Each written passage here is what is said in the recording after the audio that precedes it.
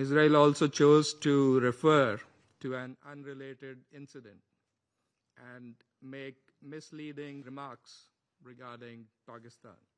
اسرائیل نے ایک غیر متعلقہ واقعے کو پاکستان سے جوڑ کر حقائق سے منافی ریمارکس دیے، جس کا مقصد بین الاقوامی قوانین کی خلاف ورزی اور اپنے غیر قانونی اقدامات کا جواز پیش کرنا تھا۔ اس واقعے پر پاکستان کا موقف واضح ہے۔ عالمی برادری دہشت گردی کے خلاف جنگ میں پاکستان کی قربانیوں سے اچھی طرح سے واقف ہے۔ پوری دنیا جانتی ہے کہ ہماری انسداد دہشت گردی کی کوششوں کی وجہ سے القاعدہ کا صفایا ہوا۔ ہم کسی بھی غیر ذمہ دار ریاست کے ایسے بیانات کو قبول نہیں کریں گے جو دہائیوں سے غزہ اور فلسطینی علاقوں میں بدترین ریاستی دہشت گردی کی مجرم ہو، اور جیسے قطر نے کیا، ہم بھی کسی بھی غلط تشبیہ کو مسترد کرتے ہیں۔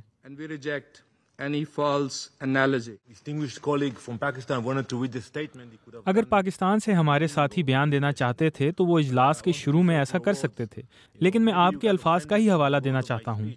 شاید آپ کو میری تقریر کے الفاظ برے لگے اور میں اس کے لیے معافی چاہتا ہوں، لیکن میری تقریر حقائق پر مبنی تھی، اور یہ حقیقت ہے کہ اسامہ بن لادن پاکستان میں مارے گئے، اور کسی نے بھی امریکہ کی مذمت نہیں کی، اور جب دوسرے ممالک دہشت گردوں کو نشانہ بناتے ہیں تو کوئی ان کی مذمت نہیں کرتا، اور یہی دوہرا معیار ہے۔ جب آپ کے اسرائیل کے لیے مختلف اور اپنے لیے اور معیار ہیں تو پھر یہ مسئلہ ہے۔